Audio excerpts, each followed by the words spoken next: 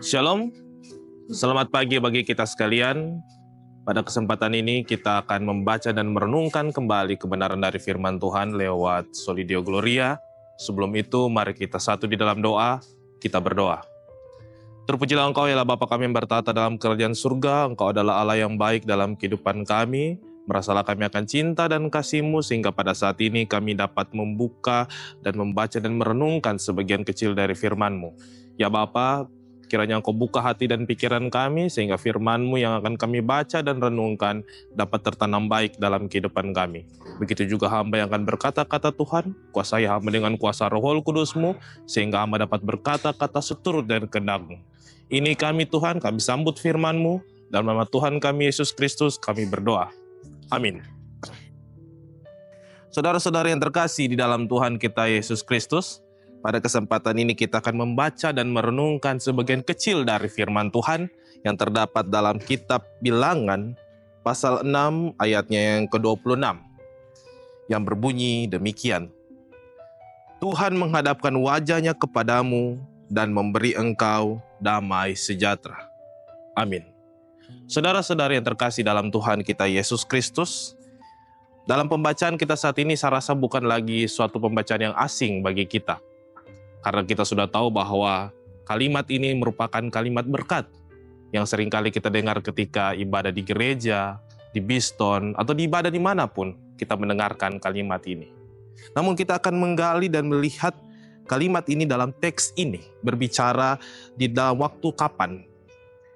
Saudara-saudara yang terkasih dalam Tuhan kita Yesus Kristus, jikalau kita melihat latar belakang dari pembacaan ini di mana Musa diberitahukan oleh Tuhan dan dia harus memberitahukannya kepada Harun dan anak-anaknya yang adalah imam pada saat itu tentang ucapan berkat yang harus dia berikan dan harus mereka katakan kepada orang-orang Israel pada saat itu. Dan salah satu ucapan berkatnya yakni dalam ayat 26 ini, yakni Tuhan menghadapkan wajahnya kepadamu dan memberi engkau damai sejahtera. Saudara-saudara yang terkasih dalam Tuhan, ketika kita berada di tempat beribadah, entahkah itu di gereja, di biston, di rumah-rumah, atau dimanapun kita beribadah dan kita mendapatkan momen ketika ucapan berkat terjadi. Apa yang kita harapkan ketika berkat itu? Suatu fenomena yang cukup menarik bahwa kadangkala ketika dalam peribadatan, entahkah itu ibadah dimulai dari awal sampai akhir, ada orang yang tidak begitu fokus, atau ada orang yang melakukan hal-hal lain, atau ada orang yang datang mungkin cukup terlambat sehingga mereka datang ketika firman Tuhan saya disampaikan, setelah itu mereka tidak fokus, atau ketika dosa syafaat mereka keluar dan melakukan hal-hal lain. Tapi ketika momen berkat, semua orang menjadi fokus. Semua orang langsung tertuju kepada Tuhan pada saat itu. Ini adalah fenomena yang cukup menarik dan unik ketika kita melihat dalam peribadatan kita orang Kristen. Dan ketika momen berkat itu, ketika pendeta menumpangkan tangan dan memberikan berkat kepada kita, apa yang kita harapkan? Apa yang kita pikirkan? Ketika saya bertanya kepada beberapa orang, mereka mengatakan bahwa ketika berkat dicurahkan, mereka mengharapkan kesehatan, mereka mengharapkan kesuksesan yang terjadi bukan cuma bagi mereka, tapi bagi anak-anak mereka, keluarga mereka, saudara mereka, kesehatan bagi keluarga mereka, siapapun itu. Pendidikan yang baik, pekerjaan yang lancar, mereka mengharapkan hal-hal demikian. Sebenarnya tidak salah. Tapi apakah makna atau esensi dari berkat yang seharusnya kita harapkan ketika pendeta menumpangkan tangan pada saat itu? Berkat tidak hanya berbicara tentang materi jasmani.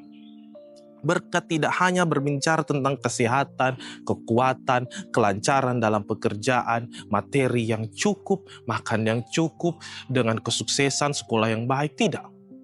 Tapi tapi berkat tentang bagaimana hubungan kita dengan Tuhan. Bagaimana kedekatan kita dengan Tuhan. Salomo pun dalam kemegahannya tidak meminta kekayaan kepada Tuhan. Dia tidak meminta memiliki istri begitu banyak. Dia hanya berdoa meminta Tuhan berikanlah saya hikmat dan kebijaksanaan.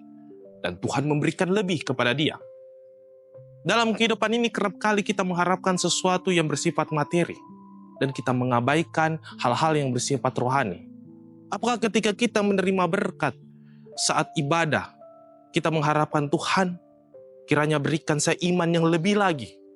Tuhan berikan saya iman supaya saya bisa mentransfer iman saya kepada anak-anak saya nanti. Supaya saya memiliki anak-anak yang takut akan Tuhan. Apakah kita meminta Tuhan berikan saya iman agar saya mampu untuk menghadapi kehidupan ini. Berikan saya hikmat agar saya bisa mengambil keputusan atau melakukan segala sesuatu di dunia ini dengan baik. Karena Bapak Ibu, orang berhikmat di dunia ini tidak banyak. Orang pintar banyak, tapi belum tentu berhikmat. Tapi kalau orang berhikmat, sudah pasti pintar. Oleh karena itu, ketika kita mengharapkan berkat dari Tuhan di ibadah manapun, marilah kita betul-betul mengharapkan berkat yang tidak hanya bersifat materi duniawi saja. Tapi kita mengharapkan sesuatu yang baik secara rohani dalam kehidupan kita. Mungkin saja dalam kehidupan kita memiliki kecukupan. Tapi jangan sampai kerohanian kita mengalami kekurangan sehingga kita melakukan peribadatan yang bisa dikatakan hanya formalitas. Kita datang ke gereja bukan karena haus, tapi hanya karena harus. Kita datang beribadah hanya supaya kita dikenal sebagai orang Kristen yang taat beribadah. Tapi bukan orang Kristen yang betul-betul rindu akan kebenaran firman Tuhan. Dari tema pembacaan kita saat ini yakni Tuhan memberi damai dan dalam sejahtera, kiranya dalam kehidupan kita mampu mentransfer segala sesuatu yang baik. Sehingga kita dapat menjadi tiap-tiap orang yang memiliki damai sejahtera dalam kehidupan ini. Sehingga apapun pergumulan kita, apapun masalah kita, apapun problema dalam kehidupan kita, kita memiliki damai sejahtera karena kita yakin dan percaya ketika berkat dicurahkan kepada kita. Dan dikatakan dalam ayat 26 tadi bahwa engkau akan menerima damai sejahtera Tuhan. Kita betul-betul hidup dalam damai sejahtera. Bukan karena kehilangan materi, tapi karena kita memiliki kerohanian dalam kehidupan ini. Sehingga ketika materi kita hilang, ketika sesuatu yang kita harapkan hilang, masalah yang terjadi, atau tiba-tiba pekerjaan kita hilang atau mengalami kemerosotan, kita mampu tetap hidup dalam damai sejahtera. Itu berkat yang perlu kita terima dari Tuhan, yang perlu ada dalam kehidupan kita, yakni lewat spiritualitas kita, rohani kita yang begitu baik di hadapan Tuhan. Kiranya firman Tuhan saat ini menguatkan kita menjadi pribadi lepas pribadi yang mengarahkan hati dan pikiran kita yang tertuju kepada Kristus. Demikianlah firman Tuhan. Amin. Ini adalah life story dalam frame yang ku abadikan.